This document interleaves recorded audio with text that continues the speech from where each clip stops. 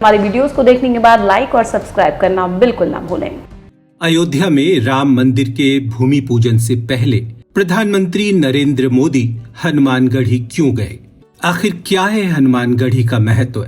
अयोध्या अति प्राचीन नगरी है। अथर्व वेद में अयोध्या को ईश्वर का नगर बताया गया है। भगवान राम की नगरी अयोध्या में यह मान्यता है कि यहाँ हनुमान जी सदैव वास करते हैं। इसलिए भक्तगण राम लला के दर्शन से पहले हनुमान जी के दर्शन करते हैं। रावण पर विजय प्राप्त करने के बाद भगवान राम जब अयोध्या लौटे तो हनुमान जी ने यहीं रहना शुरू कर दिया। अयोध्या का सबसे प्रमुख श्री हनुमान मंदिर राजद्वार के सामने ऊंची टीले पर अवस्थित है। कहा जाता है कि हनुमान जी यहाँ एक गुफा में रहते थे और राम जन्मभूमि और रामकोट की रक्षा करते थे। हनुमानगढ़ी या हनुमान कोट, इसे ही हनुमान जी का घर कहा गया है।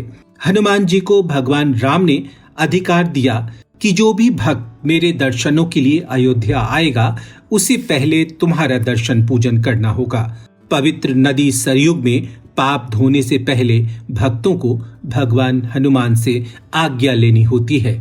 टीले पर स्थित हनुमानगढ़ी तक पहुंचने के लिए 76 सीढ़ियां चढ़नी पड़ती है। मंदिर और उसका आवासीय परिसर करीब 52 बीघे में फैला है। 76 सीढ़ियां चढ़ने के बाद पवन पुत्र हनुमान की 6 इंच की प्रतिमा के दर्शन होते हैं। मंदिर परिसर में मां अंजनी और बाल हनुमान की मूर्तियां हैं, जिसमें हनुमान जी अपनी मां अंजनी की गोद में बालक रूप में लेटे हैं। मंदिर निर्माण के पीछे भी एक कहानी है। सन 1739 से लेकर 1754 के मध्य में फैजाबाद के नवाब सुजाउद्दौला का इकलौता पुत्र बीमार पड़ गया। प्राण बचने के आसार भी नहीं दिख रहे थे। रात में उनकी नाड़ी उखड़ने लगी तो वैद्य और हकीमों ने हाथ खड़े कर दिए।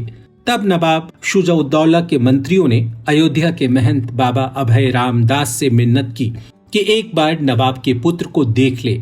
नवाब ने थक हार कर भगवान हनुमान के चरणों में माथा टेक दिया। फिर बाबा अभय रामदास ने कुछ मंत्र पढ़कर हनुमान जी के चरणामृत का जल नवाब के बेटे पर छिड़का, जिसके बाद नवाब के बेटे की धड़कनें चलनी शुरू हो गई। बेटे के ठीक होने पर नवाब बहुत प्रसन्न हुए। बाबा से बोले, हम आपको कुछ देना चाहते हैं। बाबा बोले, हम साधु हैं, हमें कुछ नहीं चाहिए।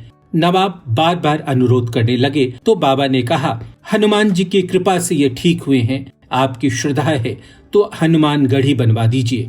नवाब ने न केवल हनुमानगढ़ी मंदिर का जीर्णोद्वार कराया, बल्कि ताम्र पत्र पर लिखकर ये घोषणा भी कर दी कि कभी भी इस मंदिर पर किसी राजा या शासक का कोई अधिकार नहीं रहेगा और न ही यहाँ के चढ़ावे से कोई कर ही वसूल किया जाएगा। साथ ही 52 बीघा भूमि हनुमानगढ़ी और इमली वन के लिए उपलब्ध करवाई गई।